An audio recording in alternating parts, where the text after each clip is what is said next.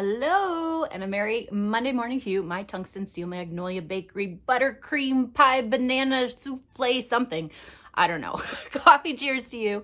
I have not left my house in 2 days. It's been delightful. We had more snow and it's just really cold out there. So here I am, cozy with coffee and my Peter and the Starcatchers mug and an odd reading week, but we are here for it. So let me tell you about the 2 books I read this week.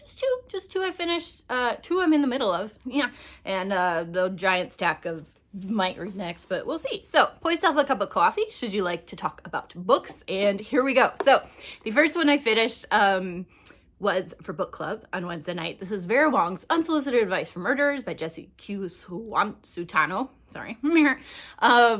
It was a lot of fun. It was a lot of fun and actually ended up a really insightful, thoughtful, happy discussion at book club. So even though it's nice and fluffy, I will admit as we get into the currently reading stack, I'm kind of back in pandemic brain of like my attention's divided, and so I either need a rom-com or a mystery to keep me just in the pages. So love this, highly recommend. It was funny, it was moving, but not like boo-hoo cry and too emotional family drama. It was, I don't want to say a fluffy read, but great characters, great setting, intriguing mystery, and we all enjoyed it and enjoyed talking about it. So there's also a sequel, so that's on my wish list. The other one I finished yesterday afternoon, and I already did the quote for it, have a lot of great ones, even though I didn't mark the ones that I would have, did mark in high school. The classics, The Course of True Love Never Did Run Smooth, and Oh, What Foolish Mortals Be, and I Loathe His Visions Now, and all of those. Anyway, I picked a non-romantic one to do my quote. No, it's still romantic, never mind. But there's some great quotes. Oh, sorry, didn't mention it. A Midsummer Night's Dream by Shakespeare. One of my faves. One of my faves. I just, it's wonderful, and I love it. And yep, Midsummer Night's Dream. Don't get sick of reading it. And again, like pandemic brain, returning to books that I've read before are what's soothing my soul right now. Okay, so highly recommend. See it live if you can by a reputable theater company. Okay, I did start reading INKBOUND. This is Meticulous Jones and the Skull Tattoo. Loving it. However, I was not in the brain space for it, and I was literally reading every page 2 to 3 times just because of distractions in the house and in the world around me. So I'm going to read this when I can give it more attention. It's very much kind of like the goth version, making it up, of Nevermore and or Stephanie Garber. So there's so many fun elements to the world, to the magic, to the characters, to the setting, and I just don't like missing all those fun little details. So I'm going to read this when I'm in a better headspace. I already have the sequel and I really like it. I just can't read it right now. So bless you, philippa is great. It wasn't the week for it, and I'm sorry, but I'm loving it. Okay, I just want to pay better attention to it. Make sense? Yeah. Okay, so to make my life easier, I started this one. This is Beth is Dead by Katie Bernet. I peeked this, I think yesterday morning in my Sunday reads because church was canceled because snow in South Carolina is just, you can't go anywhere. Anyway, this is so good. So I did read Little Women carefully because it was our December book club pick, and we talked so much in book club about how we each view the characters as we see ourselves in them, and the characters in the book versus the pop culture versions of them. Pop culture meaning the movies we all love and adaptations. And so this is really interesting because she nailed the characters, but it's modern. And so it's kind of a retelling inside of a retelling with a little bit of time hopping, but you don't have to keep track. It's just like then or now. And there's all 4 sisters get their chapters, and they're super short. They're like 2 to 5 pages per chapter, and so very page turny. And as you can see by the gory cover, I don't like it, but it is a standout good design. Beth is murdered, or is at least dead, and so we're trying to figure out. Joe, of course, is leading the charge, and yeah. So a little bit of suspension of disbelief just because I listened to so many like investigative true crime justice podcasts, and I was like, is that really how the police would work? It doesn't matter. Doesn't matter. So Beth is Dead, loving it. She, just like I said, absolutely has nailed all four sisters. It's a modern setting, but with a murder mystery. And just read it. It's great. I'm 2/3 of the way through it. Very hard to put down, but I have so much to do.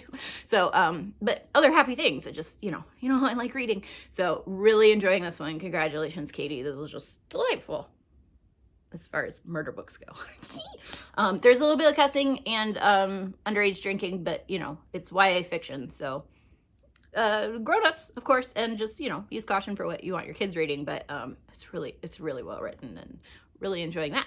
Okay, reading next in my Shakespeare quest, Much Ado About Nothing comes after Midsummer Night's Dream.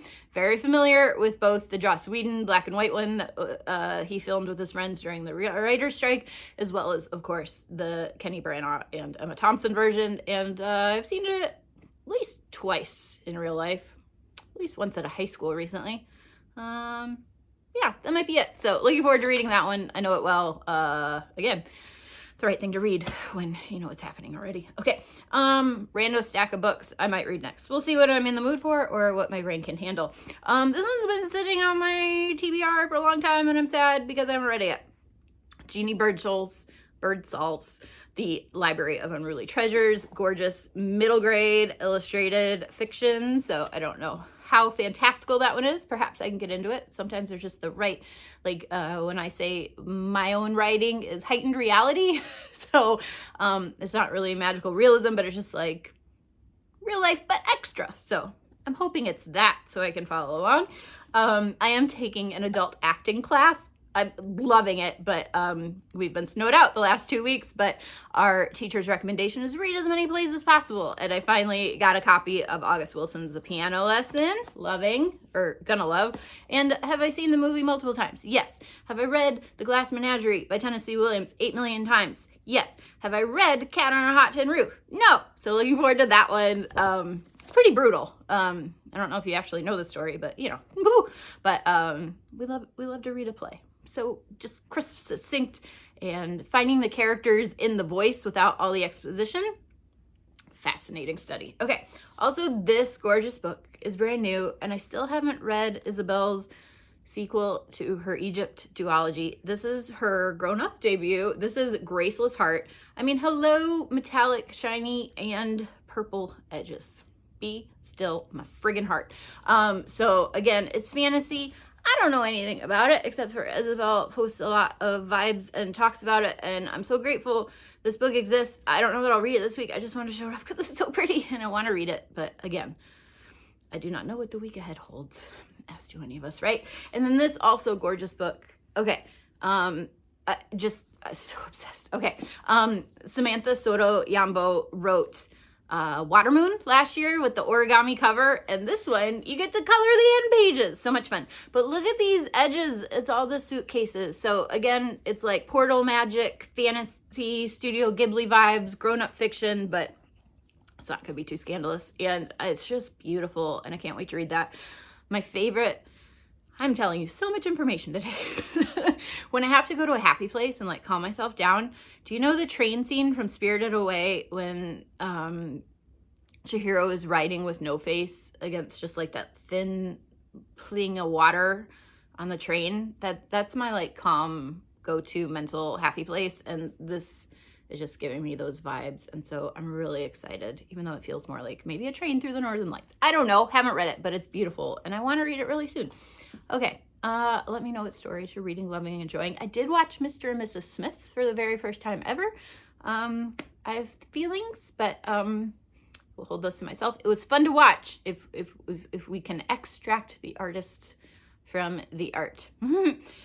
Anyway, okay, love you. Coffee cheers to you. Again, let me know what stories you're reading, loving, and enjoying. And I cannot wait to do all the projects. My Substack didn't make it out in January, my monthly, whatever. So be on the lookout for that in the next few days.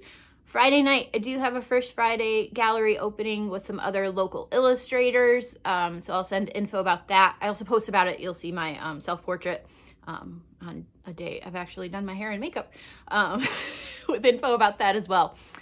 So lots of things happening. I'm very excited and I'm glad you're here.